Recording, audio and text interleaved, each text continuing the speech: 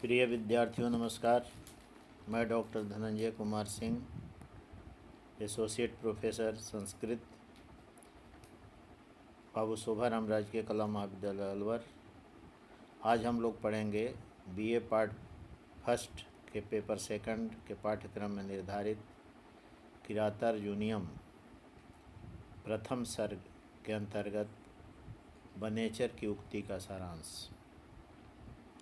किरातार्जुनीयम प्रथम सर्ग में मुख्यतः दो भाग किए जाते हैं।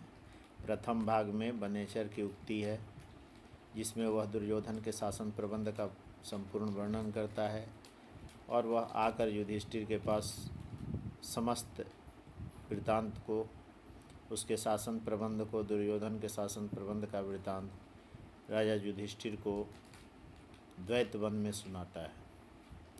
तत्पश्चात युधिष्ठिर द्रौपदी के पास जाते हैं और बनेचर द्वारा कही गई उक्ति का विश्लेषण करते हैं, जिस पर द्रौपदी अपना आपा खो बैठती है और युधिष्ठिर को भला बुरा सुनाती है और अंत में मर्यादित वचन कहते हुए वह उन्हें युद्ध के लिए प्रेरित करती है और अंत में शुभकामनाएं भी प्रकट करती है। तो यहाँ प्रथम खंड के अंतर्गत हम लोग पढ़ेंगे बनेचर की उक्ति का सारांश। जब महाराज युधिष्ठिर दुर्योधन के साथ द्यूत क्रीड़ा में पराजित हो गए तो द्यूत की शर्तों के अनुसार उन्हें 12 वर्ष का वनवास तथा 1 वर्ष का अज्ञातवास मिला। वे राजधानी छोड़कर अपनी पत्नी द्रौपदी तथा भाइयों सहित द्वैत वन में रहने लगे। उन्होंने उस समय दुर्योधन की राज व्यवस्था एवं उसके व्यवहार को जानने की दृष्टि से एक बनेचर को ब्रह्मचारी के वेश में यानी गुप्तचर के वेश में भेजा। उसने कुरु प्रदेश में जाकर तथा वहाँ कुछ समय बिताकर गुप्त रूप से रहते हुए संपूर्ण जानकारी प्राप्त की। इसके पश्चात वह द्वैत वन में लौट आया तथा शिष्टतापूर्वक नमस्कार करके शत्रु की वास्तविक स्थिति बतलाने में उसे तनिक भी संकोच नहीं हुआ।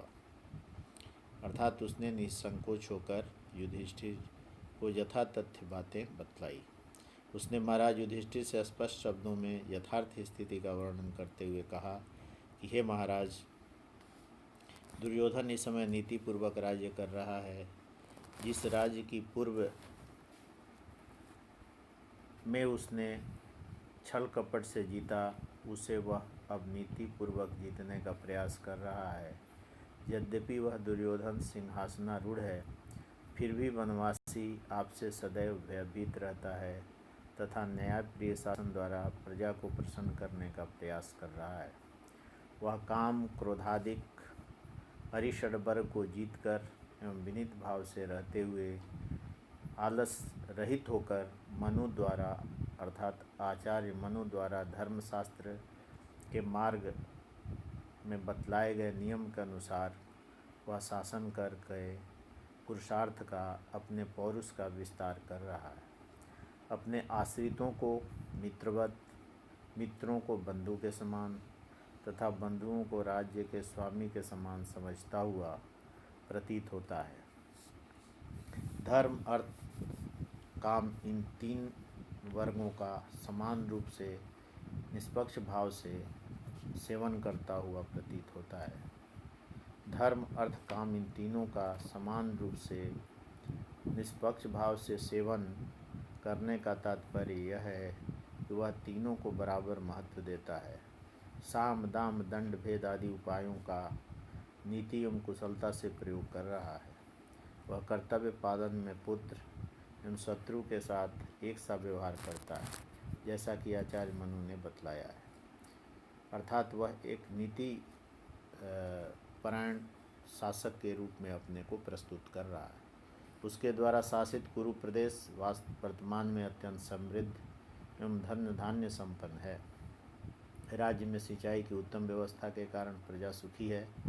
उसके गुणों से आकृष्ट पृथ्वी दुर्योधन के लिए धन संपत्ति उगल रही है। अर्थात उसने ऐसी व्यवस्था की है जिससे उसका राज्य धन धान्य संपन्न हो रहा है। जिसे वह कुबेर के तुल्य दिखाई देता है। प्रशंसनीय कार्यों के लिए वह कर्मचारियों को पुरस्कृत भी करता है। योद्धा लोग प्राणार्पण से भी उसकी रक्षा करना चाहते हैं। उसे धनुष उठाने की आवश्यकता ही नहीं पड़ती। राजा स्वयं दरबार में आकर उसे कर देते हैं तथा सम्मानपूर्वक उसकी आज्ञा का पालन करते हैं। वह धर्म, अर्थ, काम में भी रुचि रखता है। दुशासन को युवराज बनाकर पुरोहित के आदेशानुसार यज्ञ आदि कर्म करता है। यह सब होते हुए भी आपकी ओर से आने वाले भय से वह सदैव भयभीत रहता है तथा अर्जुन का व आप लोगों का नाम प्रसंगवश आने पर नतमस्तक हो जाता है। यह सब वर्णन करने के उपरांत वह कहता है कि अब आप उसे जीतने के लिए शीघ्र ही कोई उपाय करें। मेरा कार्य आपको वस्तु स्थिति से अवगत कराना था, जो मैंने करा दिया। इसके बाद महाराज युधिष्ठिर से पुरस्कार लेकर वह चला जाता है तथा महाराज स्वयं द्रौपदी के भवन में प्रवेश करते हैं, जहाँ उनके अन्य भाई भी विद्यमान थे। इसमें जो वो वर्णन करता है, जो कवि ने उसके मुख से वर्णन कराया है, उसके कुछ श्लोक जो हैं अत्यंत सुकर, मधुर एवं द्रष्टव्य हैं, उन्हें देखना चाहिए। जैसे एक श्लोक है, कृत प्रणामस्य महिम महिभुजे जीताम सपत्ने निवेदस्यत न बिभ्यथे तस्य मनो न ही प्रियम प्रवक्तुम इच्छन्तिम दिशाहितैषिणः। इस श्लोक में यह बताया गया है कि वह शत्रु के द्वारा जीती हुई पृथ्वी को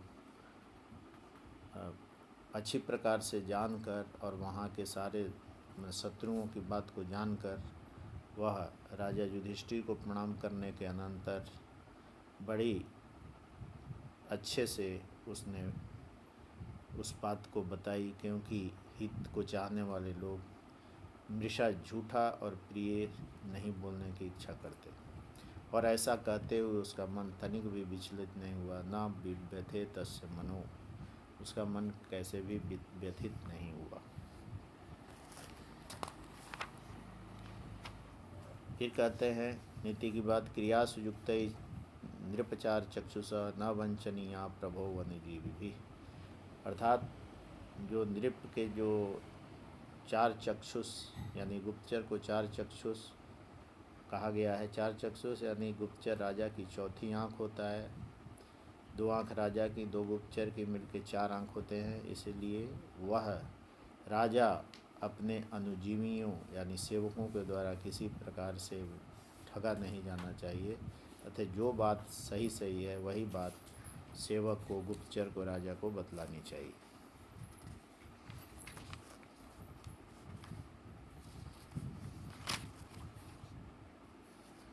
वह आगे कहता है, तथापि जीव सभवद जिगीषया तनोति शुभ्रम गुणसंपदा यशः समूनयम भूति मनार्य संगमात वरम विरोधोपि समम आत्मभि। इस श्लोक में वह कहता है कि यद्यपि कि वह कुटिल है, फिर भी आपको जीतने की इच्छा से वह अपनी गुण रूपी संपत्ति का वो विस्तार कर रहा है। शुभ्र गुण संपदा को, गुण रूपी संपत्ति को वो फैला रहा है। और इस तरह से वह कहते हैं कि अनार्य संगमात वरम विरोधो अपि समम। महात्माओं के साथ विरोध जो है अनार्य दुष्टों के संग की अपेक्षा ज़्यादा श्रेयस्कर है, क्योंकि महात्माओं के संग करने से, विरोध करने से दुष्ट भी प्रतियोगिता में उनके सम्मान कार्य करता है, इसलिए भी कुछ समाज का भलाई ही होता है।